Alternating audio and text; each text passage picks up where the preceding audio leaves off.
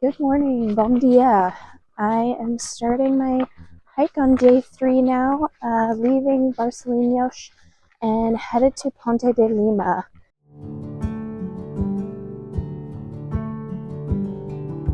Today is going to be a long one. Initially I was only going to stop in, I think it's called Vitorino dos Pies, something like that. Everyone had recommended this really cool albergue there, Casa de Fernanda.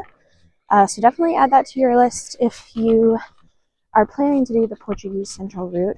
But if you are planning that route, don't be like me and wait until just 2 days before to book your accommodation. I think it's a pretty small albergue, maybe only 12 or 15 people.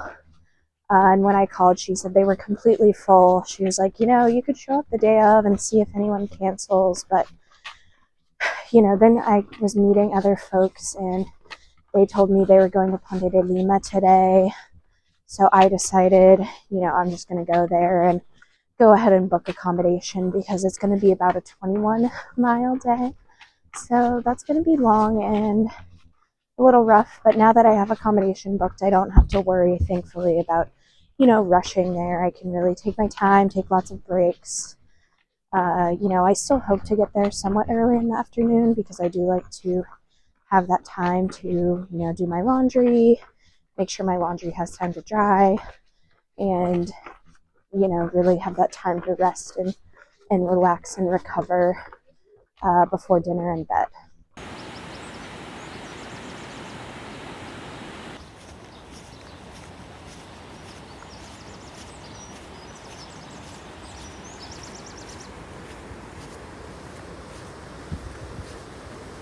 Well, back to yesterday, it was really nice when I got in. Thankfully, I went to my hostel. I think it was called Diora Hostel.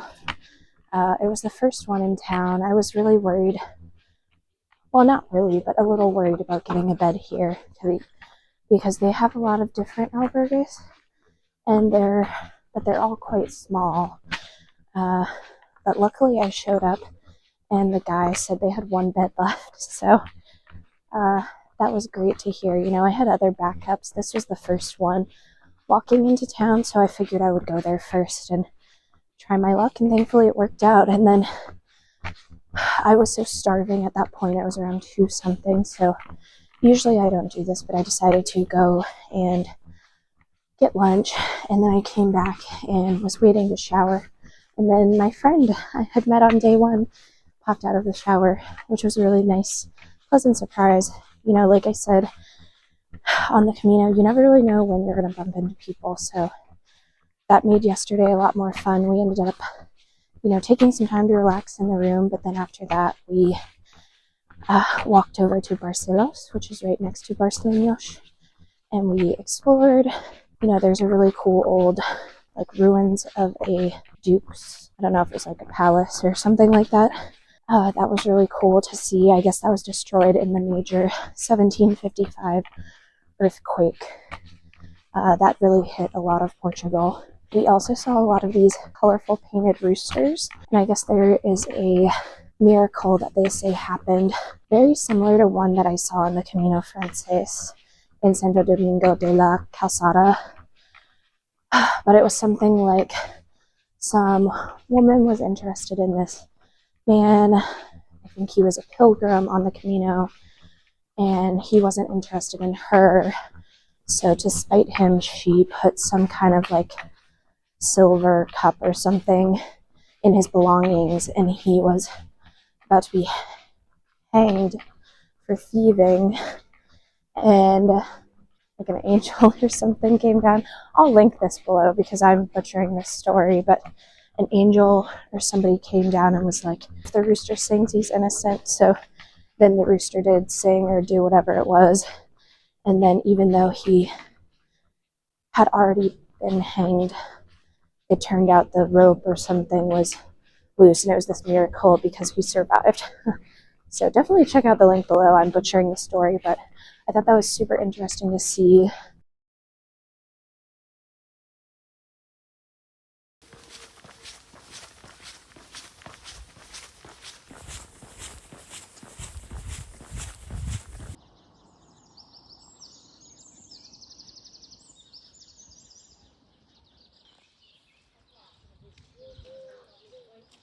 So one thing I had heard about the Portuguese way compared to the French way is that there are many more cobblestones. So even though there's less elevation, gain, and loss on this route, which makes it, theoretically an easier route, some people really struggle with the cobblestones. I will say when you're walking for 15 plus miles every day, that can definitely take a toll on your feet. It's just a little bit more difficult. So, keep that in mind if you're considering this route. Many times I've found so far, it seems, at least when you're going in and out of towns, the road, the sidewalk, could all be cobblestones. So, so far we have passed through a lot of towns every day.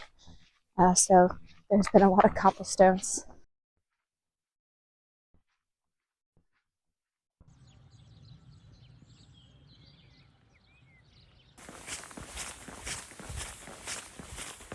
So I'm at about 5.8 miles in, and I got to one of those sections where the trail kind of splits in two. So they were the same distance each way. My app didn't really tell me which one was better, so I decided to just keep going on the main path that I'm on. There was a sign. It did say that this way is the path to the wooden cross, and then if I had gone left, that's the path to the church. So we'll see. So far, it's really lovely. I'm walking on a paved road, but it's pretty quiet and there's some beautiful views.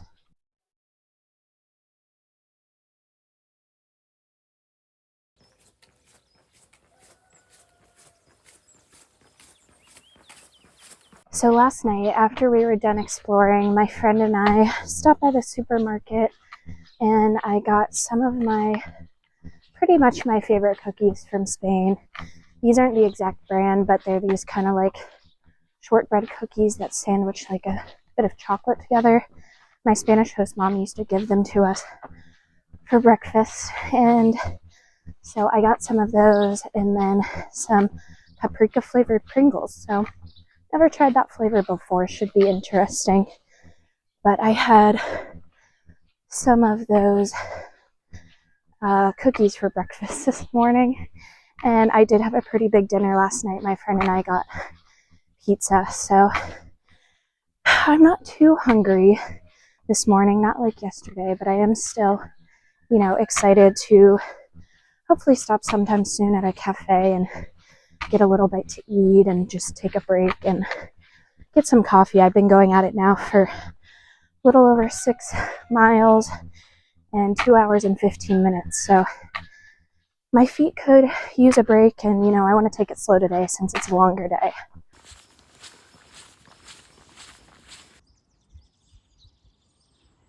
And I found the wooden cross. Here and all along the way, I saw these really beautiful flower carpets. I looked it up and it looks like the Portuguese typically celebrate Mother's Day today, May 11th. So I don't know if that's why these are out or if there's some kind of local holiday. I'm not sure. If you're aware of what these are for, definitely pop into the comments and let us know. But yeah, these were just so amazing. I've never seen anything like them before. And not long after the cross, I saw some more of them at a big church that looked like it was maybe open, but it seemed like they were prepping for the holidays, so I didn't want to intrude on that and just kept walking by.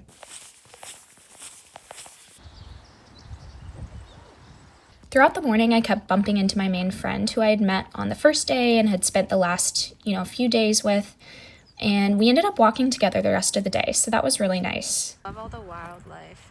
I mean, I guess this isn't wild, but We passed by Casa da Fernanda, which looks like it has such a lovely property. I'm still so sad that I am not getting to stay there. Hopefully I can stay there one day in the future.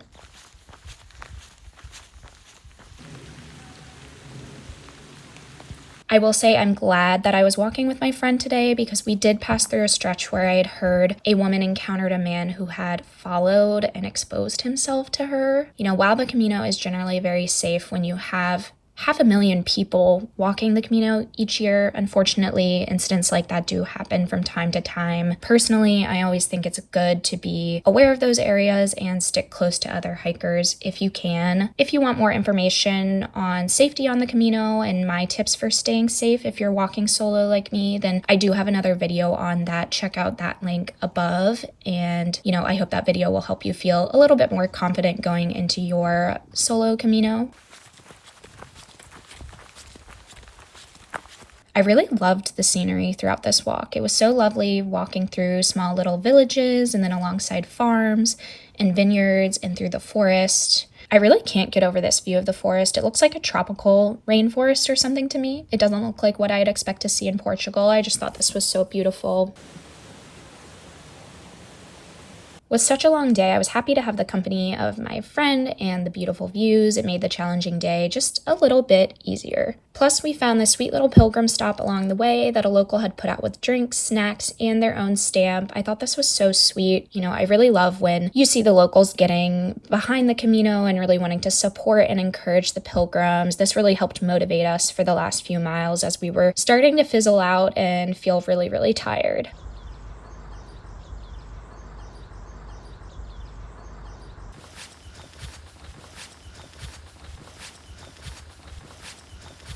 We were definitely getting antsy to reach Ponte de Lima. As we came out of the forest and finally saw the bridge for which the city's named, we breathed a huge sigh of relief. We were so happy to finally make it and shower and get some good rest. That's all I have for now, folks. If you liked this video, hit the subscribe button and stay tuned for more videos on my journey along the Camino Portugués.